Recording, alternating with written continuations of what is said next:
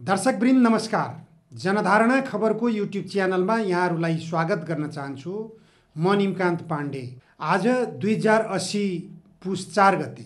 राजनीतिमा असम्भव भन्ने कुरा केही हुँदैन, तर पत्याउनै नसकिने खालका चर्चा पनि राजनीतिमा सुन्न थालिएको छ। प्रधानमन्त्री पुष्पकमल दाहाल प्रचण्ड र पूर्व राजा ज्ञानेन्द्र बीच गोप्य संवाद भएको हो। यस्तो चर्चा राजनीतिक वृत्तमा किन चल्न थाल्यो? के सम्भावना छ त्यस्तो? राजनीतिमा कुनै अनौठो परिवर्तन हुने बलियो सम्भावना देखिएकै हो त? यी प्रश्नहरूले राजनीतिलाई गिज्याइरहेका छन्। हुन त प्रचण्डको राजनीतिक उतार चढाव हेर्दाखेरि होइन भन्न पनि सकिँदैन। यी प्रचण्ड 10 वर्षसम्म सशस्त्र युद्धको नेतृत्व गरेका व्यक्ति हुन्, जसले अहिले संसदीय राजनीतिमा अत्यन्त दुर्गन्धित खेल खेलिरहेका छन्।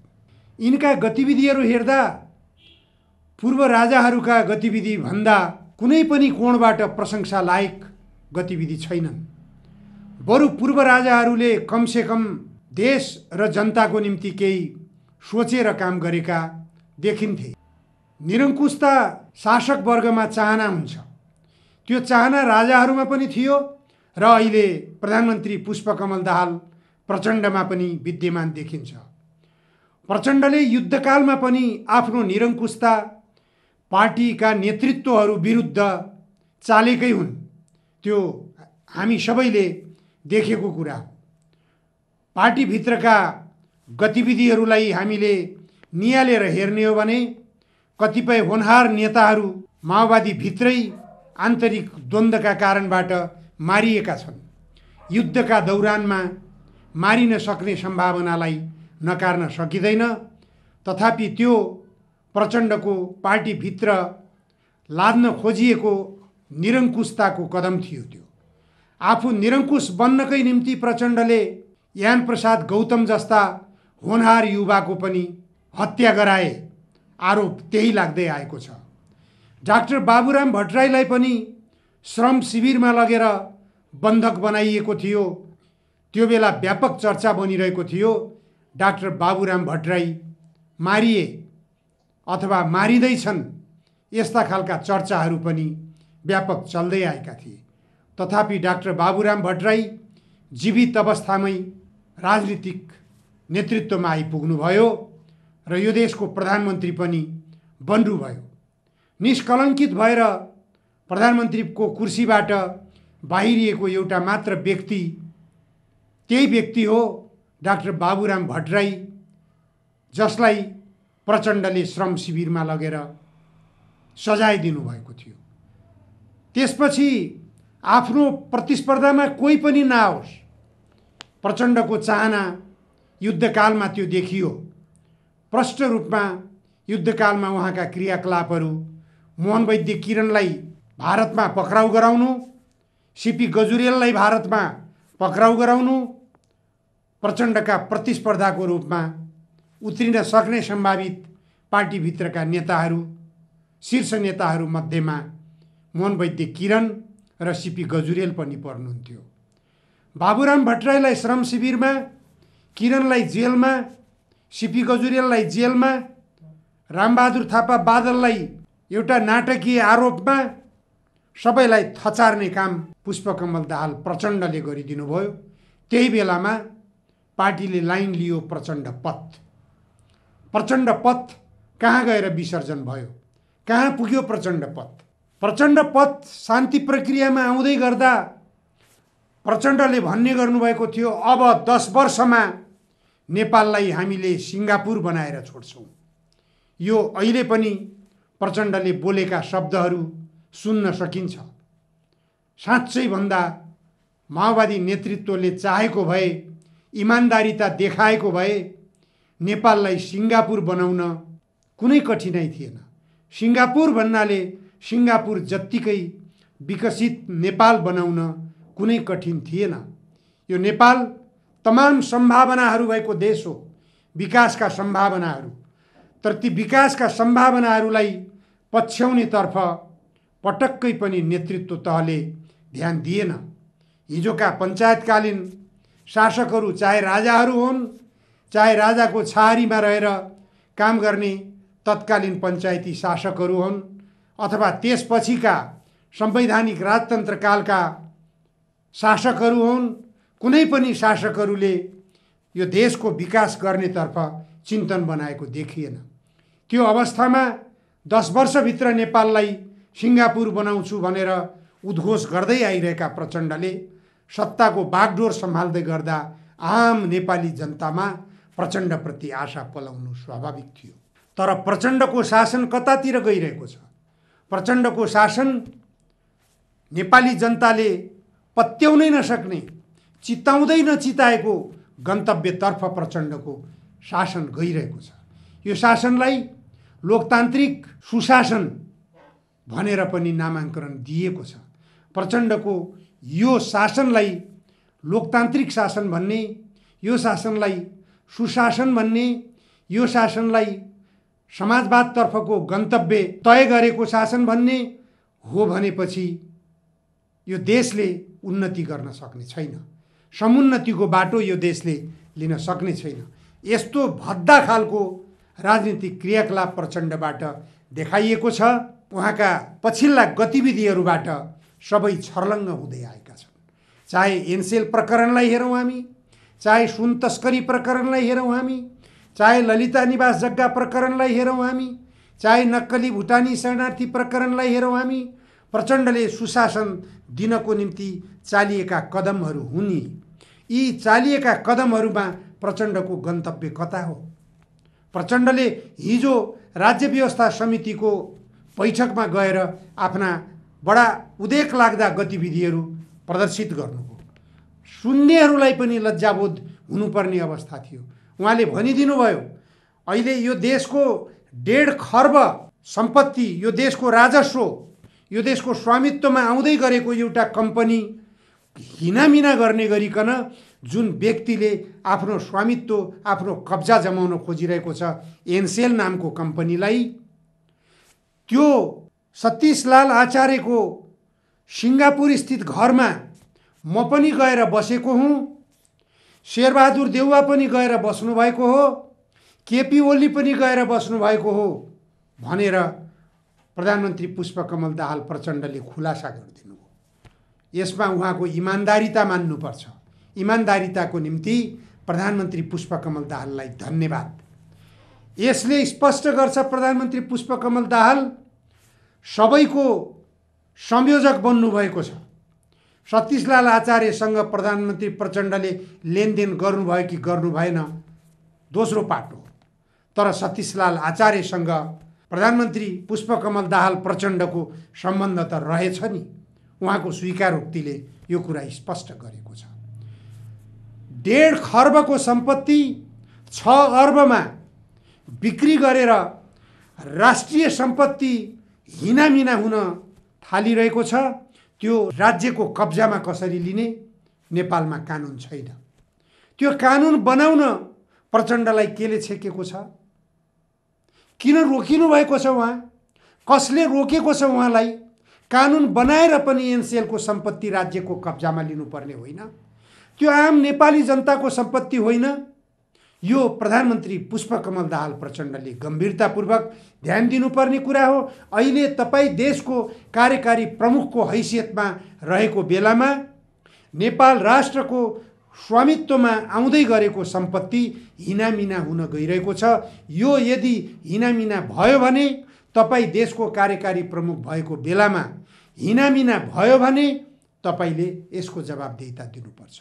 यसको जिम्मेवारी बोध प्रधानमन्त्रीको थाप्लोमा जान्छ। यसमा कुनै दुविधा हुन सक्दैन। अहिले सर्वोच्च अदालतले समेत म्याद तामेली गर्न ठेगाना पाइरहेको छैन।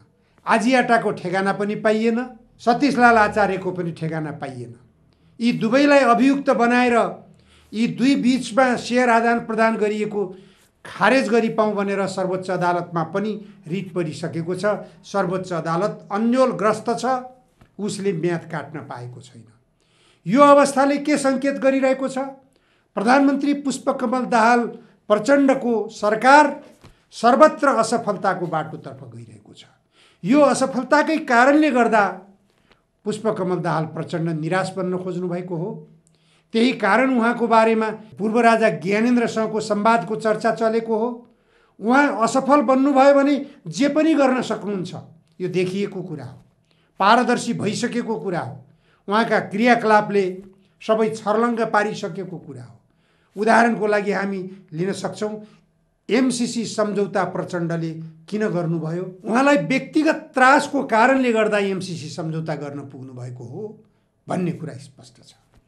पटक पटक चर्चा गरिएको छ पुष्पकमल दाहाल प्रचण्डलाई युद्धकालीन घटनाहरूलाई आधारित बनाएर उहाँलाई अन्तर्राष्ट्रिय अदालतमा उभ्याउने चेतावनी दिएको छ, जुन चेतावनीको कारणबाट उहाँले शक्ति केन्द्रहरूको दबावको अगाडि आफूलाई झुकाउन बाध्य हुनुभएको छ, लम्पसार बन्न बाध्य हुनुभएको छ।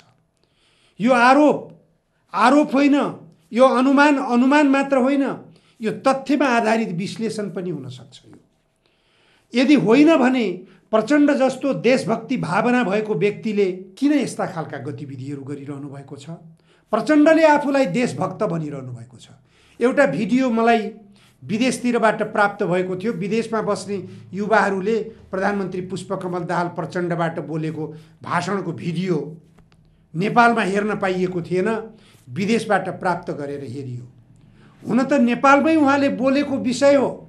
उहाँले वैदेशिक रोजगारीको निम्ति विदेशतिर गएका युवाहरूलाई ललकार्दै यस्तो तुच्छ शब्दमा भन्नुभएको छ कि तिमीहरू राष्ट्रियताप्रति माया नभएका युवाहरू हौ, तिमीहरूले एउटा नेपालीले अपनाउनु पर्ने आचार संहिता पनि पालन गरेका छैनौ, एउटा नेपाली नागरिकको हैसियतले कमसेकम आचार संहिता त पालन गर, तिमीहरू किन विदेश भौँतारिएका छौ? तल्लो स्तरको काम गर्नको निम्ति विदेशमा जान सक्ने, देशभित्र काम गर्न नसक्ने तिमीहरू अझ ठुला ठुला कुरा गर्ने, यस्तो खालको अभिव्यक्तिबाट प्रचण्डले वैदेशिक रोजगारीमा गएका युवाहरूलाई ललकारेर बोल्नु भएको छ। हरेक ठाउँमा उहाँका अभिव्यक्तिहरू यस्तै आउन थालेका छन्। 2 दिन अगाडि काठमाडौँ महानगरपालिकाका मेयर बालेन शाहलाई उहाँले यस्तै गरेर मञ्चबाट ललकार्नु भयो।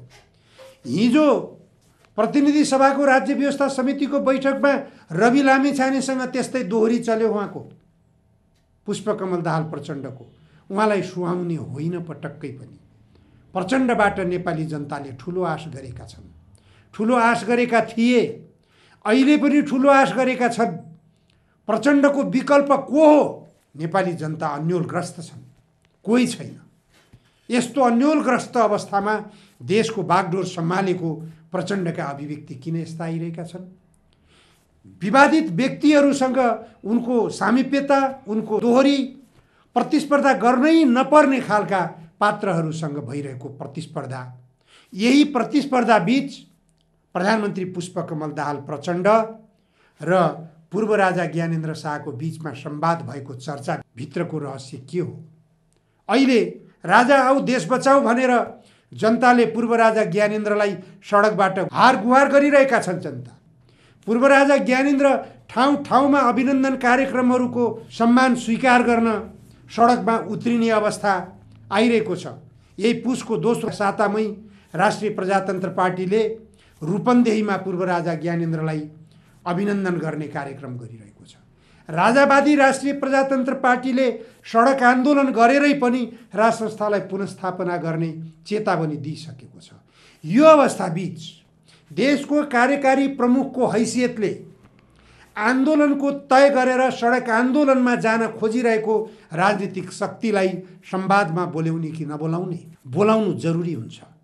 त्यसकारण पनि पूर्व राजा ज्ञानेन्द्र शाह र प्रधानमन्त्री पुष्पकमल दाहाल बीचको संवाद स्वाभाविक मान्न सकिन्छ। स्वाभाविक रूपमा संवाद हुनुपर्छ। किन सडक आन्दोलन? राज संस्था पुनर्स्थापनाको आवश्यकता किन पर्यो? के गर्न चाहेको छ राज संस्थाले नेपालमा? के गर्न सकेन गणतन्त्रले नेपालमा? गणतन्त्रले गर्न नसकेको काम पूर्व राजा ज्ञानेन्द्रले राज संस्थालाई पुनर्स्थापना गरेर गर्न सक्ने सम्भावना छ। यो विषयमा पूर्व राजा ज्ञानेन्द्रसँग प्रधानमन्त्रीको हैसियतबाट प्रधानमन्त्री पुष्पकमल दाहालले संवाद गर्न सक्नु पर्दछ। किनभने पूर्व राजा ज्ञानेन्द्र शाह नेपाली नागरिक हुन्। उनले सजिलै नारायण हिटी दरबार खाली गरिदिएका हुन्। उनले सजिलै गणतन्त्रलाई स्वीकार गरेका हुन्। पूर्व राजा ज्ञानेन्द्रले आफूलाई नागरिकमा रूपान्तरित गर्न कुनै खालको अवरोध सिर्जना गरेनन्। त्यसकारण पनि अहिले गणतन्त्र स्थापनाको निम्ति, देशलाई गणतन्त्रात्मक मुलुक बनाउनको निम्ति सबैभन्दा महत्त्वपूर्ण भूमिका निर्वाह गरेका व्यक्ति यो देशका यदि कोही हुन् भने प्रधानमन्त्री पुष्पकमल दाहाल प्रचण्ड हुन्। त्यसकारण पनि प्रचण्डले यो गणतन्त्रलाई जुन व्यक्तिबाट, जुन शक्तिबाट खबरदारी आइरहेको छ त्यो व्यक्ति र शक्तिसँग संवाद गर्नुपर्छ, संवादको ढोका खोल्नुपर्छ। त्यसकारण पनि यो चर्चालाई अन्यथा मान्न सकिँदैन। प्रधानमन्त्री पुष्पकमल दाहाल लचिलो बन्नुपर्छ। उहाँले भन्नुभएको छ म लचकदार छु, हरेक सवालमा म क्रमभङ्गको निम्ति तयार हुने मानिस हुँ। होइन भने जनयुद्धमा सशस्त्र युद्ध लडेर यो देशमा राजनीतिक परिवर्तन गरेको व्यक्ति संसदीय भाषमा किन जाकियो? यो संसदीय राजनीतिले नेपालको उन्नति गर्न सक्दैन, नेपाली जनताका आवश्यकताहरूलाई सम्बोधन गर्न सक्दैन, यो देशको राष्ट्रिय स्वाधीनताको जगेर्ना गर्न सक्दैन भन्ने कुरा पुष्टि भइसकेको छ। त्यसकारण यो संसदीय राजनीतिको विकल्प के हो त? संसदीय राजनीतिको विकल्प खोज्न जरुरी छ। त्यो विकल्प खोज्नको निम्ति पनि पूर्व राजा ज्ञानेन्द्रसँग संवाद थालनी गर्न किन तयार नहुने? त्यसकारण पनि प्रधानमन्त्री पुष्पकमल दाहालसँग नेपाली जनताले अपेक्षा गर्दछन्। नेपाली नागरिकसँग संवाद नगर्ने, नेपाली नागरिकहरूलाई निषेधको मानसिकताबाट राजनीति गर्ने, तर विदेशी शक्तिहरूसँग लम्पसार गर्ने, यो प्रचण्डको निम्ति पटक्कै सुहाउने कुरा होइन। हो, शेरबहादुर देउवाको लागि सुहाउन सक्ला, केपी ओली र माधव कुमार नेपालको लागि सुहाउन सक्ला, तर प्रचण्डलाई नेपाली जनताले यस सवालमा माफी दिन सक्दैनन्। किनभने नेपाली नागरिकको हैसियतबाट नेपालमा जनयुद्ध लडेर 17,000 को रगत बगाएर यो देशमा राजनीतिक परिवर्तन गरिएको हो। यो देशमा गरिएको राजनीतिक परिवर्तन के को लागि? नेपाली जनताको लागि, नेपाल राष्ट्रको लागि कि विदेशी शक्ति केन्द्रहरूको लागि? निश्चित रूपमा विदेशी शक्ति केन्द्रहरूको लागि होइन। आज वैदेशिक रोजगारीमा भौतारिँदै जानु परेका युवाहरूलाई प्रचण्ड जस्तो प्रधानमन्त्रीले ललकार्ने होइन, युवाहरूलाई आह्वान गर्ने हो, देशभित्र अवसर खोज्ने हो, अवसरहरू सृजना गर्ने हो, देशभित्र रोजगारीको अवसर सृजना गरिदिने हो भने वैदेशिक रोजगारीमा नेपाली युवाहरू बस्छन्। बाध्यता साथ वैदेशिक रोजगारीमा गएका नेपाली युवाहरूलाई अपमान गर्ने गरिकन तिमीहरू नेपाली नागरिकको हैसियतबाट आचार संहिता पालन गरिरहेका छैनौ भनेर प्रधानमन्त्री पुष्पकमल दाहाल प्रचण्डले बोलेको पटक्कै सुहाउँदैन।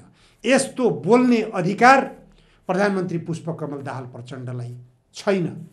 प्रधानमन्त्री पुष्पकमल दाहाल प्रचण्डले सोच्नुपर्छ, बाध्यता साथ वैदेशिक रोजगारीमा गएका युवाहरू किन गए? त्यो कारण खोज्नुस्, त्यो कारण खोज्नुस् र देशभित्र सृजना गर्नुस्। रोजगारीको निम्ति वैदेशिक रोजगारीमा जान नपर्ने वातावरण देशभित्र निर्माण गर्नुस्। त्यसको निम्ति उद्योग नीति अवलम्बन गर्नुस्, कृषि नीति अवलम्बन गर्नुस्, शिक्षा नीति नयाँ बनाउनुस्, स्वास्थ्य नीति नयाँ बनाउनुस्, शासकीय प्रणालीलाई परिवर्तन गर्नुस्, निर्वाचन प्रणाली, यो भद्दा प्रणाली, यो खर्चिलो प्रणाली, प्रेमिकाहरूलाई राजनीतिक नेतृत्वमा ल्याउने, छोरी बुहारीहरूलाई राजनीतिक नेतृत्वमा ल्याउने, भाइ छोराहरूलाई राजनीतिक नेतृत्वमा ल्याउने यस्तो घिनलाग्दो राजनीतिक परिपाटीले देशलाई समृद्धिको बाटोतर्फ लान सक्छ? सक्दैन। त्यसकारण प्रधानमन्त्री पुष्पकमल दाहाल प्रचण्डले राजतन्त्रात्मक वंशाणुगत राजनीतिक पद्धतिको विरुद्धमा देशमा गणतन्त्र स्थापना यदि गर्नुभएको हो, तपाईले त्यो गर्व तपाईमा यदि छ भने, त्यो गौरव बोध यदि प्रधानमन्त्री पुष्पकमल दाहाल प्रचण्डमा छ भने, छोरीहरूलाई मात्र देशको राजनीतिमा किन तपाईले सक्रिय बनाइराख्नु भएको छ? छोरीहरूलाई उत्तराधिकारी बनाउने अभियानमा तपाईँ किन हुनुहुन्छ? देशव्यापी रूपमा आलोचनाको पात्र बन्ने काम तपाईले किन गर्नुभयो? अनि तपाईँ भन्दै हुनुहुन्छ अहिले मसँग म र मेरा 2टा छोरी मात्र छन्। होइन, तपाईसँग यत्रो 3 करोड नेपाली जनता तपाईको आशामा छ, तपाईको सन्तान हो। 3 करोड नेपाली जनता अहिले यो देशको कार्यकारी प्रमुख तपाईँ प्रचण्ड भएको कारणले गर्दा तपाईको सन्तान हो 3 करोड नेपाली जनता। हिजो प्रतिनिधि सभाको राज्य व्यवस्था समितिमा तपाईले लगभग एक किसिमबाट रुन्चे स्वरमा गला अवरुद्ध गर्ने गरी बोल्नुभयो। मेरो छोरा पनि मर्यो, छोरी पनि मरी, श्रीमती पनि मरिन्, मेरो 2टा छोरी र म मात्र छौँ। एउटी छोरी चितवन भरतपुरको मेयर छिन्, एउटी छोरी मसँग छिन्। यो गला अवरुद्ध पार्ने गरिकन तपाईँ बोल्नुपर्ने आवश्यकतै छैन। तपाईको निम्ति त आम नेपाली जनता छन्। त्यत्रो नेकपा माओवादी केन्द्रको कित्ता छ तपाईसँग। ज्यान दिनको निम्ति तयार भएका हिजो 30,000 नेपाली नागरिकहरू थिए जसले जनसेनाको नाममा बन्दुक उठाएर मृत्यु वरण गर्नको निम्ति लामबद्ध भएका थिए। के तपाईँ 2टी छोरीसँग मात्रै हुनुहुन्छ? यही हो तपाईले बोल्ने अभिव्यक्ति? तपाईका हरेक शब्दहरू आलोचना योग्य छन्। कुनै पनि शब्दहरू तपाईका सन्तुलित छैनन्। तपाईँ भावुक बनेर बोल्नुहुन्छ, तर तपाईकै पार्टीका क्याडरहरूलाई चित्त नबुझ्ने भाषा बोल्नुहुन्छ। आम नेपाली जनतालाई चित्त नबुझ्ने भाषा बोल्नुहुन्छ। के तपाईँ 2टी छोरीको मात्र सन्तान हो? नेपाली जनताको अभिभावक होइन तपाईँ? यदि होइन भन्ने तपाईँ भ्रममा हुनुहुन्छ भने वास्तवमै तपाईँ केही गर्न नसक्ने अवस्थामा हुनुहुन्छ भन्ने तपाईँको बुझाइको यो अभिव्यक्ति पनि हुन सक्छ। यदि यस्तै अभिव्यक्ति हो भने जाग्नुस्, उठ्नुस्। पुष्पकमल दाहाल प्रचण्डजी 10 वर्षसम्म जनयुद्ध किन गर्नुभएको हो? 40 बुँदे मागपत्र पल्टाएर आफ्नो टेबलमा राख्नुस्।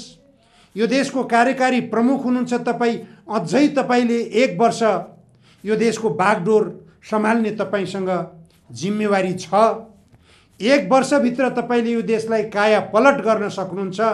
तपाईँ 3 करोड नेपाली जनताको अभिभावक हो। यही महसुस गर्नुस् र यो देशको काया पलट गरेरै छोड्छु भनेर सङ्कल्प गरेर अगाडि बढ्नुस् त निश्चित रूपमा तपाईले देशको काया पलट गर्न सक्नुहुन्छ। हस्, आजलाई यति मात्र। धन्यवाद। नमस्कार। म निमकान्त पाण्डे।